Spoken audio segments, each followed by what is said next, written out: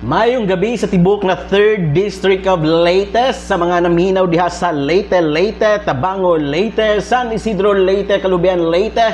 Sa ato ang pinalanggang lungsod, ang lungsod sa Villaba. Maayong gabi. Apil na sa ato ang mga silingan nga lungsod diha sa Palumpon, Matagob, Isabel, Merida, Albuera, Cananga, and Ormoc City. Mayong gabi, kumusta? Welcome sa ato ang programa Bantay Sarado.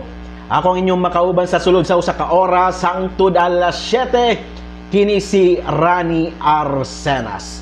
Paghisgutan nato mga higala ang pila nga mga issue sa ato ang lungsod, probinsya, rehiyon ug sa tibuok nga nasod. Well, sa ato ang mga higala diha nga naay pangutana, naay suwestyon, naay opinion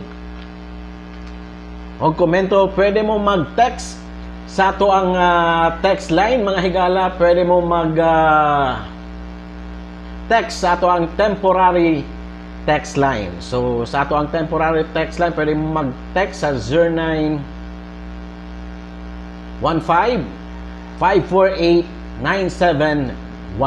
Again, 0915-548-9719. Ayan. Karon mga higala,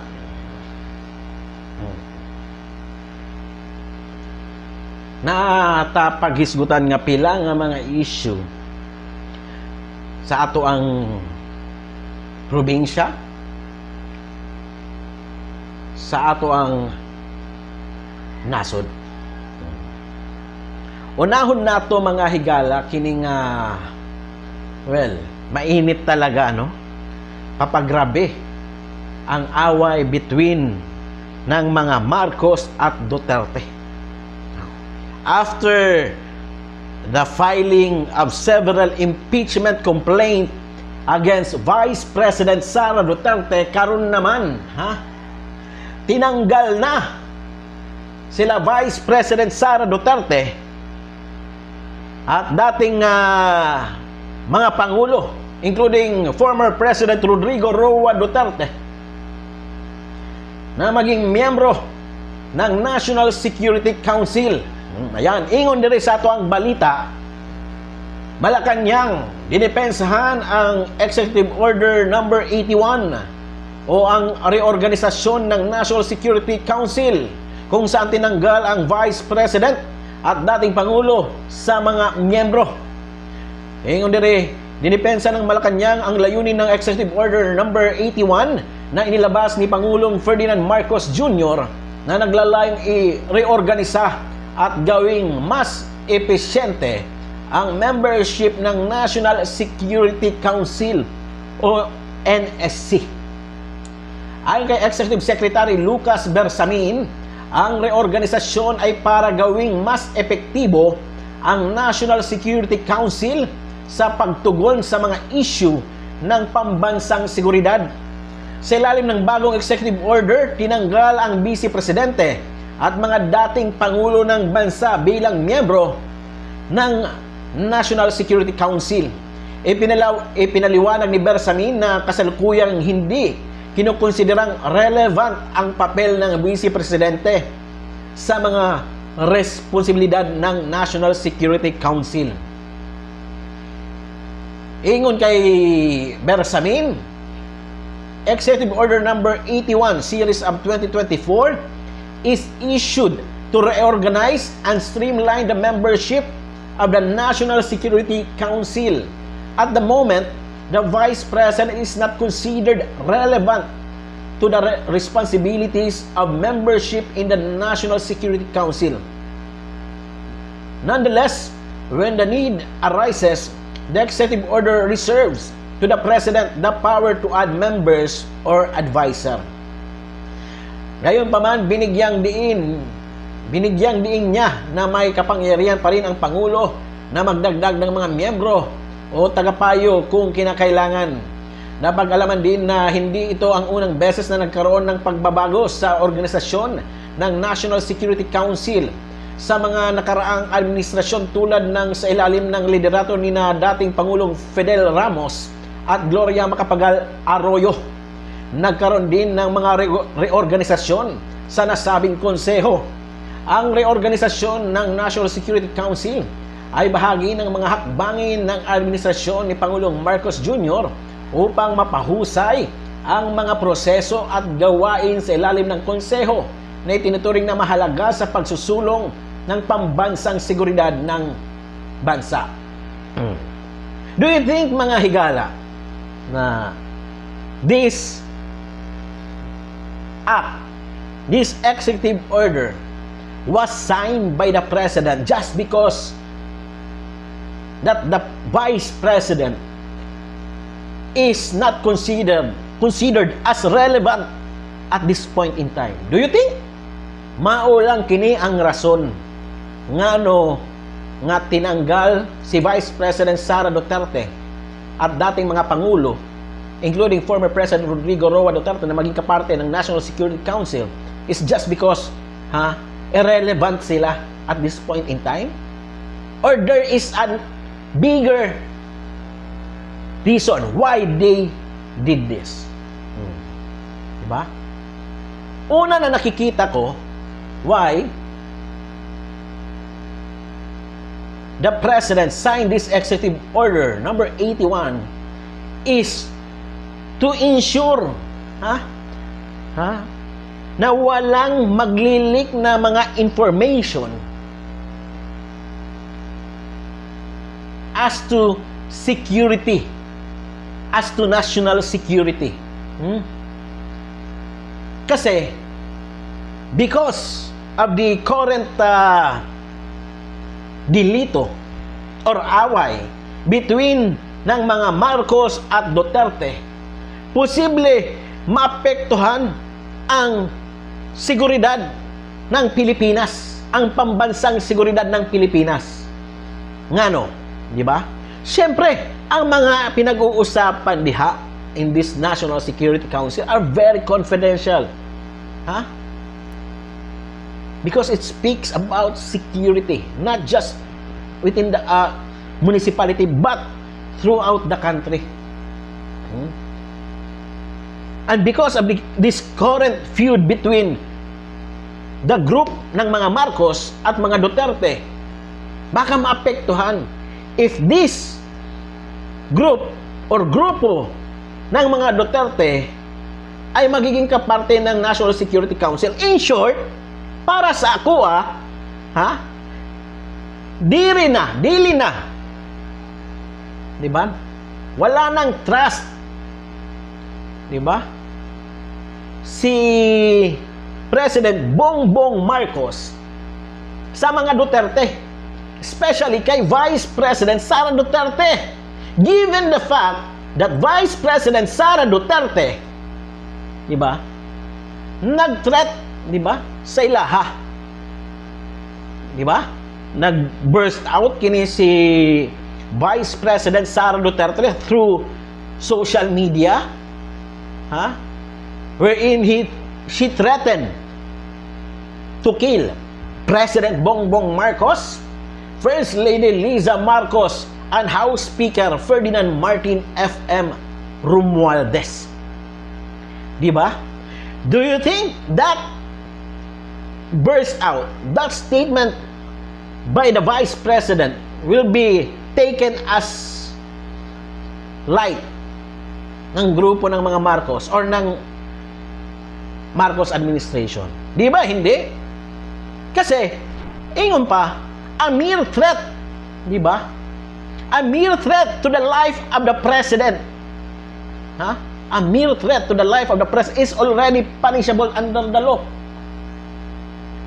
Gani, di ba? Because of the threat as to the life ni Presidente Bongbong Marcos, naging high alert lahat ng security agency, Philippine Army, Philippine National Police, and National Bureau of Investigation, who have a exclusive jurisdiction to conduct an investigation. Diba? Primary and exclusive jurisdiction to conduct an investigation when it comes to threat as to the life of the president. Ha? Di ba? Hindi man yun basta-basta. Ha? Hindi yun simple issue na ibabaliwala lang natin. Di ba? The Vice President already threatened to kill. Ha? Ang ato ang Presidente Bongbong Marcos, ang ato ang House Speaker Ferdinand Martin Romualdez and First Lady Liza Marcos. Di ba? Kita gani, di ba? Kung naa maghulga sa tua, we immediately report it sa mga pulis. Di ba? How much more kung ang presidente na ang trinitreaten, di ba? Ang pulis nga umaaksyon agad, di ba? Kung naay threat sa mga ordinaryong citizen, how much more sa presidente, sa mga matataas na opisyal sa gobyerno, di ba? But the question again,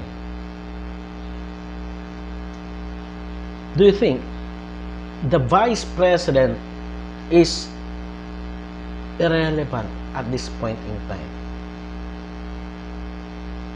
And do you think na hindi kailangan or hindi na kailangan ng National Security Council ang presensya ng Vice President at this point in time?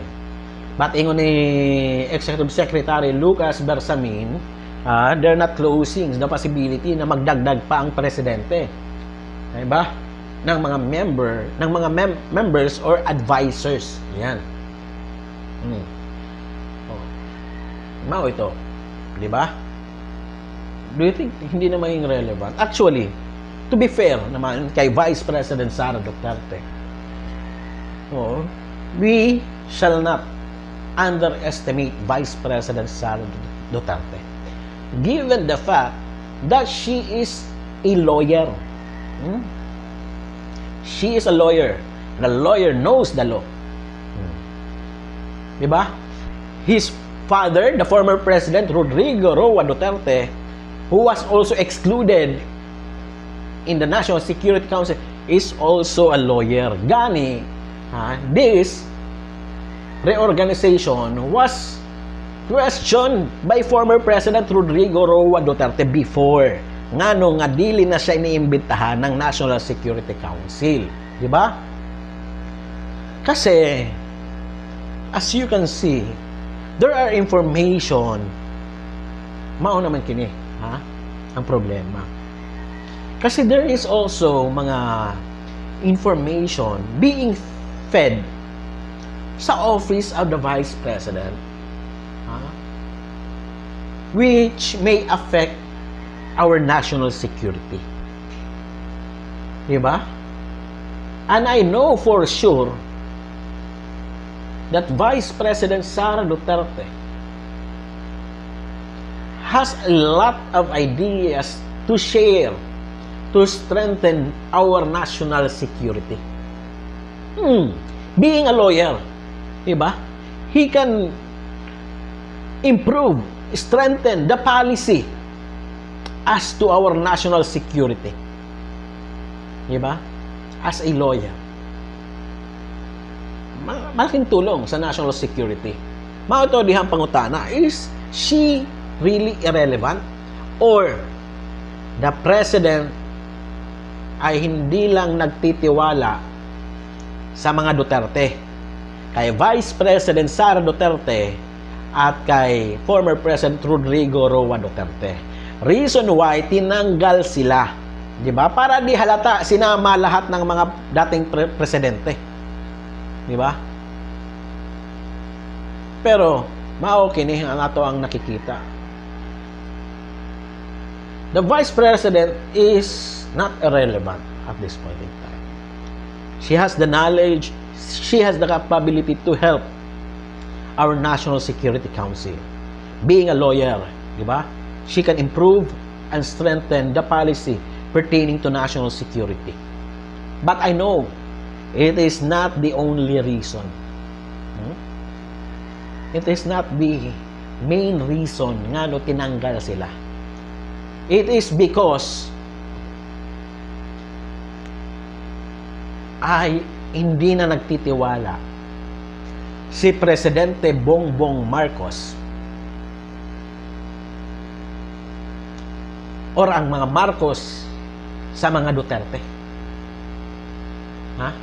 Especially kay Vice President Sara Duterte and former President Rodrigo Roa Duterte or sa mga Duterte.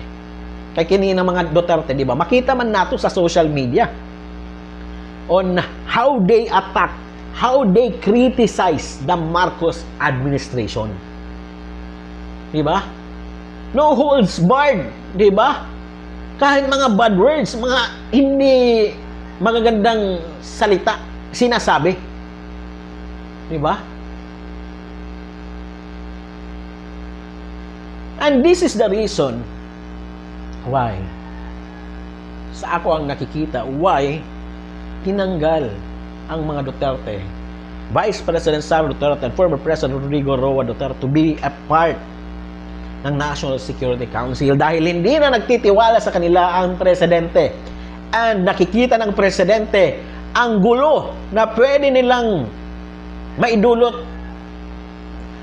Because when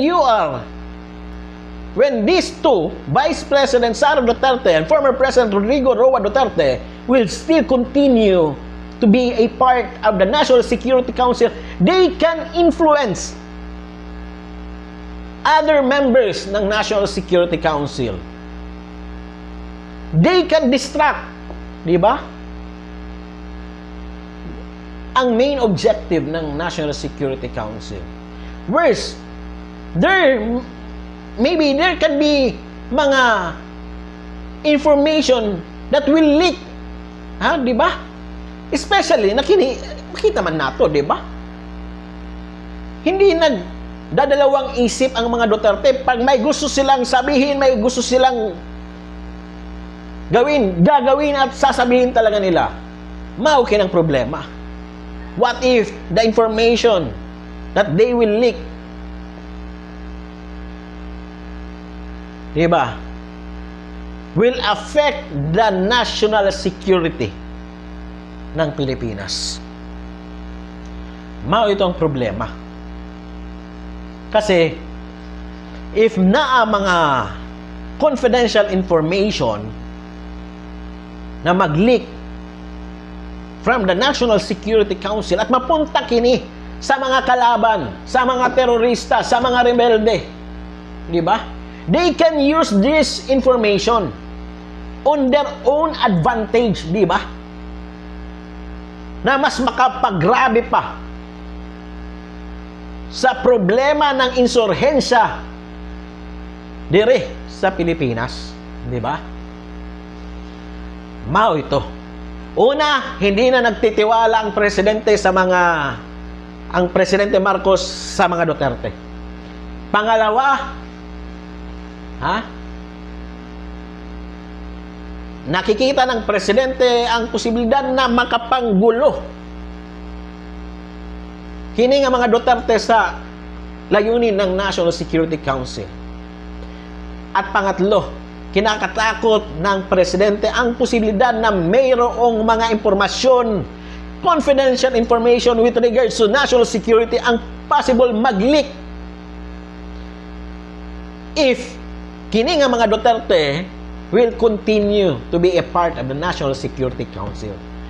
Mao kini ang ako ang nakikita, in my own point of view, why President Bongbong Marcos signed this Executive Order number 81, tinanggal ang Vice President at dating mga Pangulo na maging miyembro ng National Security Council. Ayan. Di ba? Yung mga maka-Duterte. Di ba? Before na ay mga maka-Duterte na mga congressman maka Duterte, di ba? Pero karon no show na, di ba? Di na marinig, di na makita, di ba? Kini nga mga taga-depensa ng mga Duterte before, ngano ang nahitabo, ngano ang nangyari, di ba? Restrato we know kung kinsa kini, bisag dili natong ngalanan, di ba? Dati, di ba? Grabe ang depensa sa mga Duterte. Kini ni Congressman Richard Gomez, di ba? Grabe makadepensa sa mga Duterte, pero karon na di ba? Kaliwa kanan ang mga paninira sa mga Duterte, no show. Wala tayong marinig kay Congressman Richard Gomez. Di ba? Ayan. May iba naman mga higala. Di ba nakita ng mga balita nga naa daw bag-ong virus outbreak sa China. Di ba? Gani nakita ko nga naaghapon post sa Infinite Radio Villaba. Pero after such na statement pinalabas ang Department of Health. Ingon dire sa balita, mga higala. Sa ato ang balita, China Embassy sa Maynila itinanggi ang umano'y bagong virus outbreak sa China. Mariing itinanggi ng Embahada ng China sa Maynila ang mga kumakalat na espekulasyon ukol sa umano'y outbreak ng bagong virus sa China. Sa isang pahayag ngayong Biyernes, December 3, tinawag ng Embahada ng China ang mga report na ito bilang fake news. Oy, fake news! So biktima na ta ng fake news. Diba? Fake news! Tinawag ng China na fake news kining mga report na nagkalat sa social media na naay bagong virus outbreak sa China. Ang paglilinaw ay kasunod ng mga post sa social media na nagsasabing tumataas ang mga kaso ng human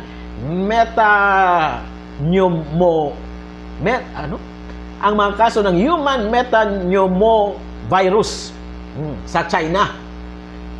At nagdudulot umanon ito ng pagkapuno ng mga ospital. May mga post pa na nagsasabing nagdeklara na ang gobyerno ng China ng state of emergency dahil sa sitwasyon. Nilinaw din ng Department of Health o DOH ng Pilipinas na walang maasahang sources na sumusuporta sa mga ulat na ito at wala ring kumpirmasyon mula sa gobyerno ng China o sa World Health Organization o WHO hinggil sa sinasabing international health concern. O bon. Kinsang nag-post kini nga balita. Pakidelete na lang. Hinikayat din ng Embahada ng China ang publiko.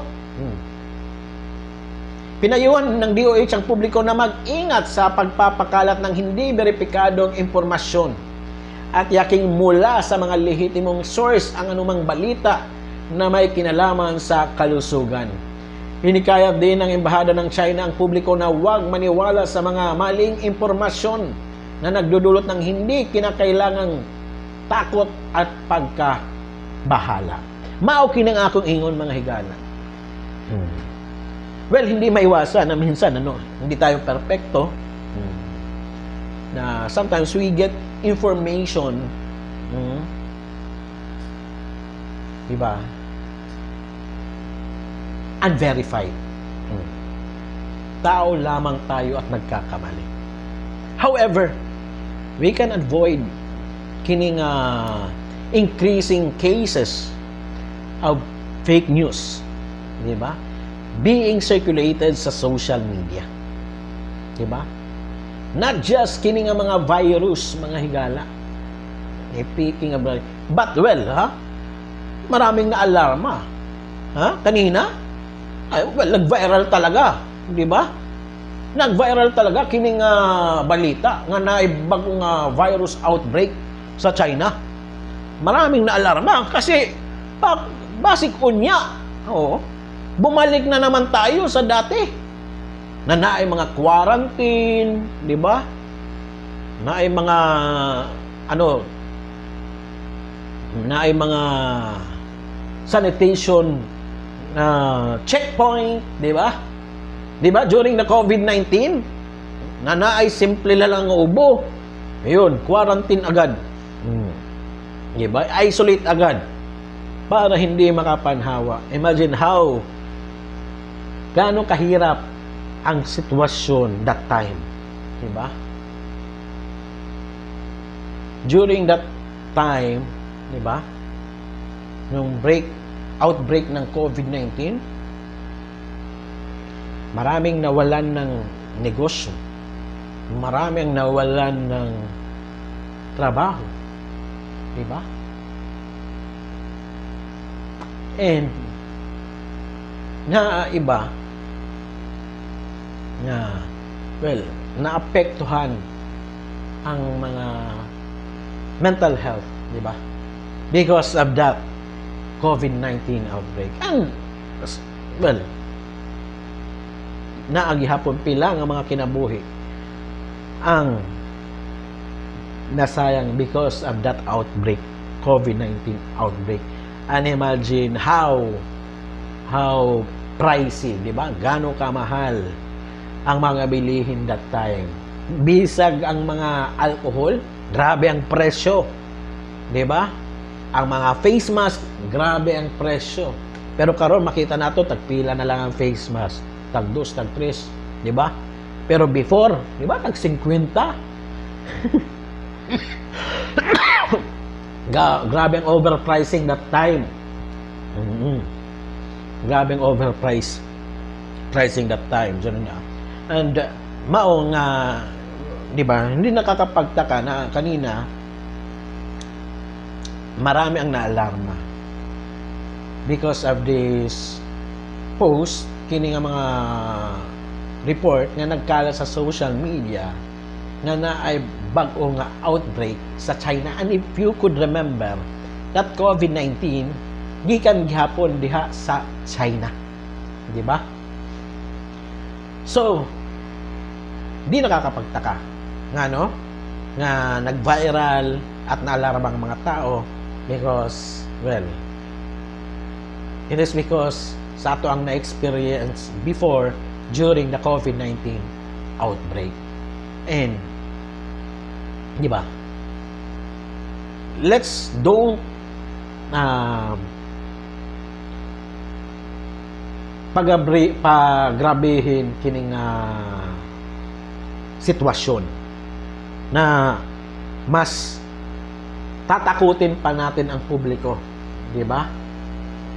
Kasi grabe na ang ato ang mga pinagdaanan during the COVID-19, especially here in Region 8 na hindi pa nga tayo nakakabangon from the devastation ng Super Typhoon Yolanda, and suddenly umatake na COVID-19, na outbreak na COVID, and now naana naman, di ba? Pero huwag nating pagrabihin ang sitwasyon, ang istorya. Huwag nating takutin ang publiko by disseminating false information. This information, until now, is unverified. Hindi dapat natin to hinahayaan na nagkakalat sa social media until or unless mag-release na ng official statement ang gobyerno or national government ng China or ng World Health Organization, di ba? So until wala pang official statement from the government ng China and sa World Health Organization, this report pertaining to a new virus outbreak in China will remain as fake news or false information. So let's be a responsible, di ba, netizens. Huwag tayong basta-basta mag-share ng mga unverified information. Ayan. And speaking of fake news, not only this, naapadiha iba nga mga fake news being circulated sa social media. Especially karon na election season. Diba? Daghan mga fake news, mga false information being circulated sa social media para lang makapanira ng tao or ng kandidato. Diba? Just like what's happening now. Diba? Pila nga mga fake news, false information being circulated sa social media against Ching Veloso since release siya ng statement that he will run as congressman in the 4th District of Leyte. And we know kung kinsa ang nagpaluyo diha. Kini nga mga fake news, kini nga mga pan-atake, kini nga mga fake news and false information being circulated sa social media against Ching Veloso. We know kung kinsang nagpaluyo diha. Bisag dili natin ngalanan, makahibaluta, di ba? Kinsa ba ang makabenepisyo? Kung sisiraan si Ching Veloso, kinsa ang makabenepisyo? Well, we know kung kinsa. And that person is the one behind all of this. Kini nga mga paninira. Di ba? Kasi, ihingon ko pa, siguro this is the only way na ilahang nakikita for them to win against the group of Ching Veloso in the upcoming midterm election. Ang siraan si Ching Veloso at ang kanyang mga kaalyado. Mao na lang siguro kini. Di ba? Kasi if we see the current situation in the 4th District of Leyte, mismo mga tao na, di ba? Ang nagsasalita, ang nagsasabi na gusto na nilang mapulihan ang kanilang congressman. And they are very happy. Ang mga taga 4th District mismo ang nagsasabi that they are very happy. Di ba? That Ching Veloso is running as congressman in their district, in the 4th District of Leyte. And makita nato, sa mga pagbisita ni Ching Veloso sa mga barangay, makita nato kung ano kadaghan nga mga tao, mga grupo, mga opisyal ang nagpapakita ng suporta sa iyang pagdagan pagka-congressman in the 4th District of Leyte. And if you can see, at this point in time, majority ng mga mayor in the 4th District of Leyte, kaalyado, ang sinusuportahan si Ching Veloso. Imagine that. Mao siguro that they are using this kind of strategy even though it is already against the law, it is already illegal. They are doing this, disseminating false information, fake news in social media against Ching Veloso. Siguro kasi this is the only way na ilahang nakikita for them na makuha ang simpatya ng mga tao and manalo in the upcoming midterm election. Mao na lang siguro. Reason why they keep on doing this. Just like actually this disqualification case filed by Mayor Lucy Torres against Ching Veloso. Diba? This disqualification case, ang issue diha, matagal nang tapos. Matagal nang sinettle ng Commission on Election. Diba? Matagal nang sinettle. Tinapos ng Commission on Election Registration Board ng Isabel Leyte. Diba? Saying that Vicente Sofronio Inyeres Veloso III or Ching Veloso is a registered resident and voter, qualified voter of Isabel Leyte and is qualified to run as congressman in the 4th District of Leyte. Diba? Tapos na ang issue, sinettle na ng COMELEC, pero inulit nila in this through this disqualification case filed by Mayor Lucy Torre. For what? Actually, their main purpose, actually, they know it will never prosper. It will never prosper. Why? Because the issue was already been settled. But they repeat it. For what? To use this disqualification case, to use this information sa ilang propaganda para siraan na naman si Ching Veloso. Di ba?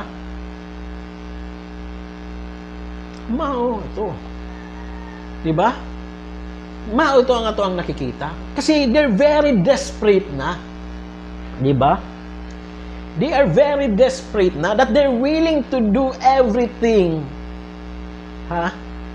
para lang matalo si Ching Veloso. They're very desperate. Imagine, di ba? Kinsa ba ang willing to pay 1 million pesos and 5 million pesos kay Darlito at Aida Nunez para lang i-implicate si Ching Veloso in a crime that he did not commit? Di ba? Is it fair? Is it legal? Di ba? Hindi. Hindi yung tama. Is it against the law? Yes, it is against the law. Gani na ang kaso diha, di ba? Filed against, di ba?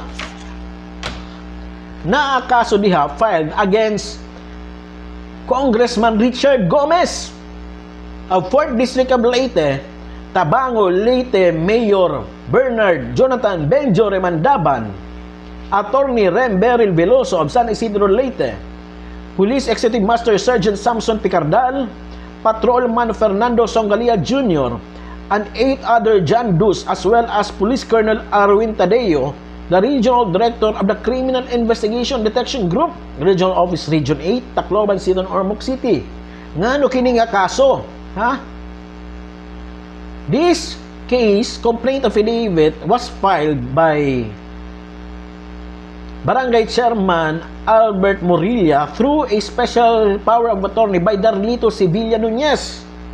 Ngano ang kini si Darlito Sevilla Nunez is a resident ng Barangay Manlawaan, Tabango, Leyte. Ngano nga kaso ang gi-file? The cases which were filed was conspiracy for grave coercion, grave threat, and other related laws. Ngano nga na why is it that this complaint affidavit was filed? It is because of this. Di ba? Ingon dire ni Darlito Sevilla Nunez that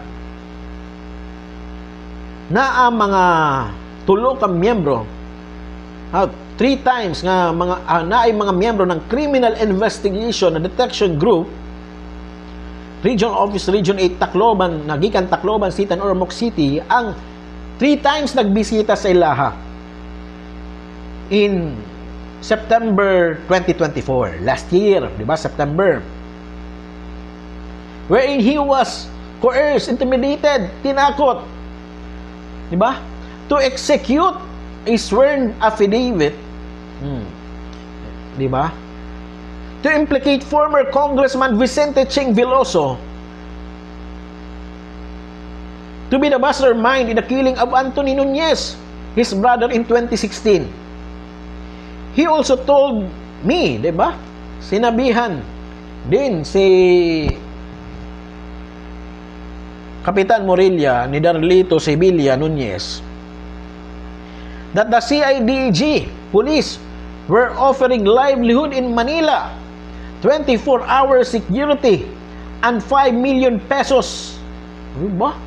5 million pesos as payment for this sworn statement. Diba? Imagine ka? How desperate, imagine how desperate they are para lang siraan si Ching Veloso. Even though this case will never prosper, they are willing to give this big amount of money. Diba? Sa grupo kay Darlito Nunez.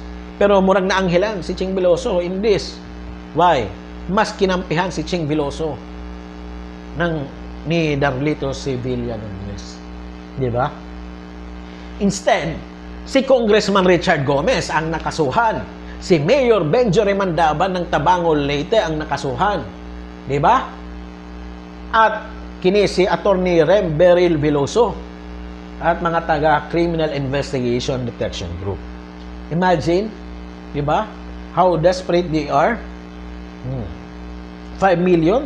Tapos here, number 6, the daughter of Darlito Aida Nunez informed me also that she was asked to meet Mayor Benjo Remandaban twice in August and September 2024, where Mayor Benjo offered her 1 million pesos and 5 million pesos. Wow, 1 million and 5 million pesos, respectively, as payment for Darlito's execution of sworn affidavit reviving the case of Anthony Nunez and implicating former Congressman Vicente Ching Veloso to be the mastermind in the killing of Anthony Nunez in 2016. Aida informed me that Mayor Benjo told her that Leyte 4th District Congressman Richard Gomez will pay the amount. Daw si Congressman Richard Gomez talaga ang magbabayad ng 1 million and 5 million pesos and will take care of everything for her and her family. Aida's Facebook account was also given to Attorney Rem Beryl Veloso, the son of Mayor Remedio Veloso of San Isidro Leyte.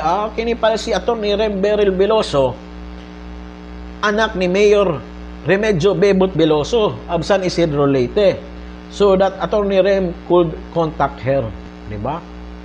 Okay, kini si Mayor Benjo, Mayor Bebot, tapos kini si Noli Isidoro, mga amigo kini, ha? Ni Congressman Richard Gomez. Apil na kini si Wingwing Veloso, ang Amerikano nga mudagang pagka-congressman sa 4th District of Leyte.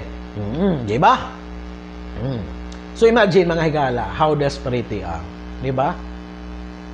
How desperate they are para lang siraan si Ching Veloso. They're willing to pay that big amount of money. Imagine, pila nga mga gabos sa 4th District of Leyte ang nangangailangan ng tulong, financial, medical, and even educational assistance. Di ba? And the Gomez is willing to finance this big amount of money para lang siraan si Ching Veloso. Imagine how desperate they are. Ingon ko pa, how desperate they are, that they are willing to do everything para lang siraan si Ching Veloso. Diba? And actually, we're waiting kung ano ba ang magiging desisyon ng Office of the Prosecutor ng Palumpon Leyte. Diba? Office of the Provincial Prosecutor Leyte diha sa Palumpon Leyte as to this complaint affidavit. Di ba? If this complaint affidavit will prosper, imagine ka, sigurado magtatago talaga si Congressman Richard Gomez, magtatago talaga si Tabangon Leyte Mayor Benjo Remandaban at kining anak ni Mayor Bebot Veloso. Kaya if this case prosper, a warrant of arrest will be issued. Arestuhon kini nga mga inirereklamo nila Darlito Nunez. Arestuhon.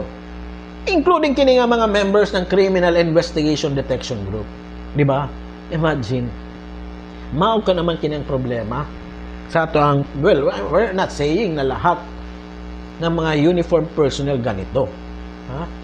Yan kasi ang nakakasira sa institution ng Philippine National Police, di ba? Kung naa mga personnel, na yung mga official diha magpagamit sa mga politiko, sa mga politiko, di ba? Ito diha ang problema. At in the end, di ba? Kung magka-rimalaso, magka-problema, di ba? Maghuhugas kamay kini nga mga politiko. Kinsa magkakasakripisyo diha, kini nga mga, di ba? Kini nga mga mga mabababa ang ranggo. Diba? Kini nga mga matataas ang ranggo, hugas kamay lang yan. Ang kawawa dyan, ha?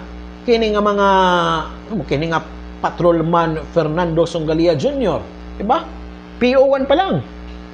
Kawawa, diba? Imagine gaano kahirap makapasok sa PNP, especially diha sa Criminal Investigation Detection Group.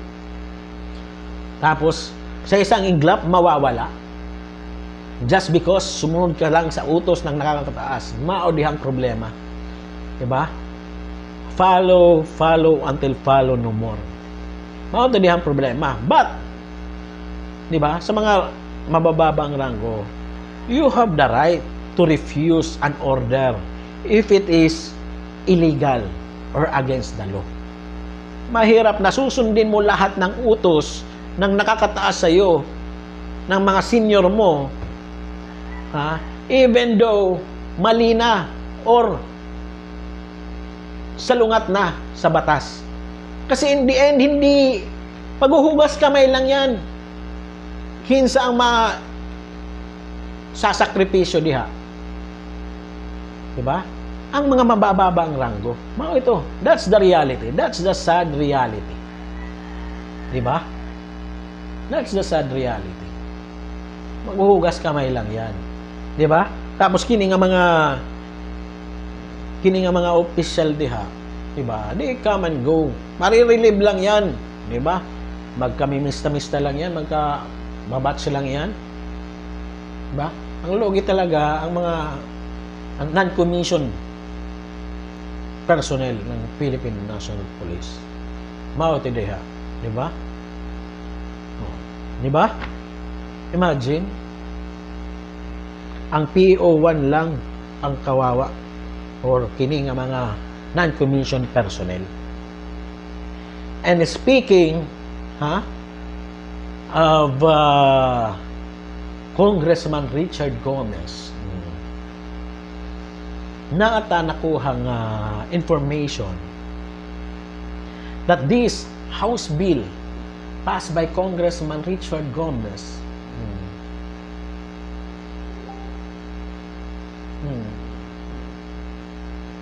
ay criticize ngayon ng ilang mga kongresista, not just here in Region 8, but other congressman. Pinag-uusapan kining House bill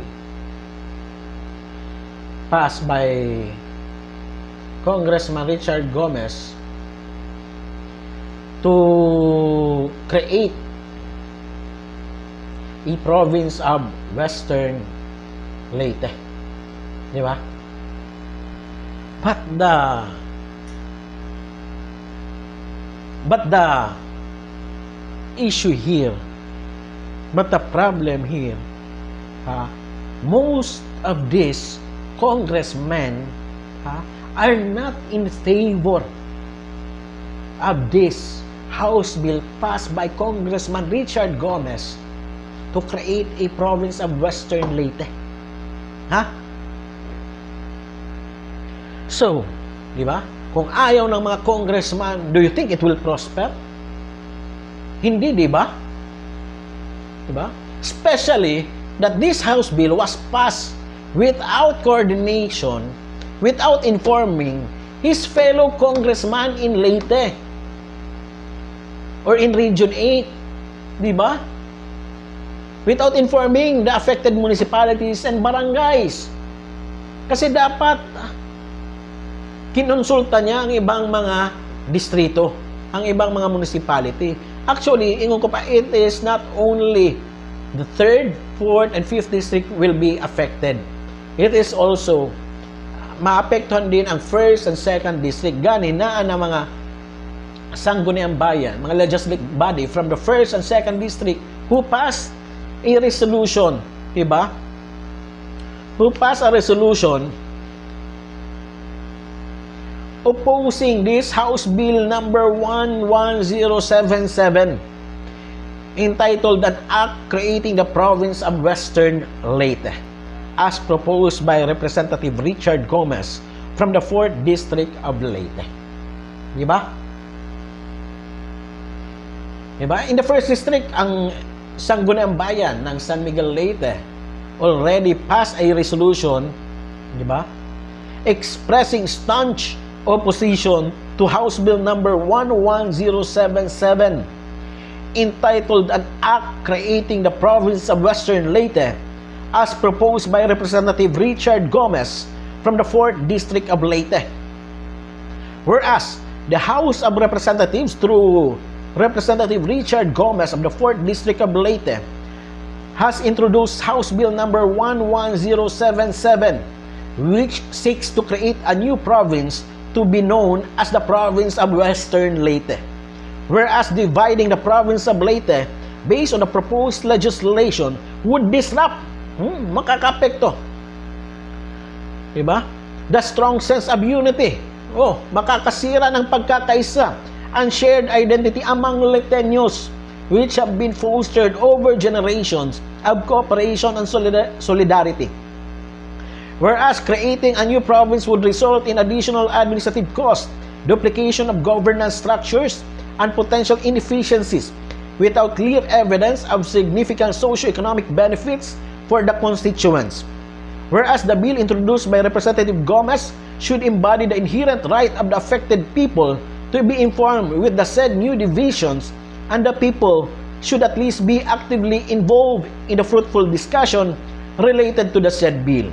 Whereas such division would create unnecessary barriers to regional planning, resource sharing, and coordinated development efforts that are currently streamlined under one provisional government. Whereas the division in province of Leyte will aggravate existing inequalities as it would magnify the disparity of resources, allocation, and representation. Wherefore, on motion of Honorable Richard Len Lapidario, duly seconded by all members present, resolved as it is hereby resolved to strongly interpose objection on the passage of House Bill number 11077 entitled An Act Creating the Province of Western Leyte. Resolved further that copies of this resolution be furnished to House Speaker Ferdinand Martin G. Romualdez, House of Representatives, Batasan Pambasa, Quezon City, Metro Manila, and all other concerned agencies for their information and perusal. Resolved finally that this body calls for comprehensive consultation with the constituents of Leyte to ensure that any proposed restructuring of the province of Leyte will truly serve the best interest of the populace and for the common good of all. Unanimously approved December 23, 2024. I hereby certify to the correctness of the foregoing resolution. Signed, Brian Neil Brazil, Secretary to the Sangguniang Bayan. Attested by Honorable Protasio Q. Brazil, Municipal Vice Mayor / Presiding Officer. Concurred by, signed, Richard Len Lapidario, Charlie Guy, Antonio Asis, Otelio Babiano Jr., Samuel Salomon, and Jalen Labarrete. Ayan, ha? Imagine, ha? Di ba? First District, San Miguel Leyte is from the First District of Leyte. Shows express a staunch opposition against this House bill passed by Congressman Richard Gomez. Di ba? Aside from this, napaiba ng mga sangguniang bayan, different municipality who also passed a resolution to oppose this House bill passed. Di ba? Na ang mga congressman who speaks na hindi sila in favor of this resolution. The governor of the province of Leyte, Governor Carlos Jericho Ikot Pitilla, also speaks, di ba? Nagsalita na rin that there's no need to separate, to divide the province of Leyte. Di ba? So imagine, actually, ang nakikita kini, actually, wala talaga. Well, alam talaga ni Congressman Richard Gomez that it will never prosper. Pero ang gusto niya lang, magpapansin. Kasi, magbabiral na naman kini. Pag magiging usap-usapan na naman kini. Di ba? Pero hindi niya alam, nagiging katawa-tawa siya. Di ba? Nagiging katawa-tawa siya. Imagine na ganit na nabasa, di ba? Nga resolution saying that hindi dapat pinapayagan, di ba? Na they're opposing this House bill because ang nagpasa is not from the province of Leyte. kinsa ba kini? Si Congressman Richard Gomez. They are saying na kini si Congressman Richard Gomez hindi talaga original na taga Leyte. That's why they're opposing kasi wala alam sa kasaysayan ng probinsya ng Leyte. Okay. Pero mao ito. Ha? Like what I said, he knows hindi yun magpro-prosper pero gusto niya lang gamitin sa kanyang pagpapasikat this coming election season. Mao ito. Pero karon mga higala wa na ta oras. Daghang salamat sa ato ang mga higala nga naminaw sa ilang sa ato ang live stream, sa mga naminaw sa ilang sakyanan, sa mga naminaw sa ilang mga radyo, daghang salamat. Sa mga nag-like and share, daghang salamat. Mao kini mga higalang naging kabugusan sa ato ang programa Bantay Sarado karong adlaw Enero 3, 2025. Kini si Rani Arsenas, maayong gabi. Daghang salamat.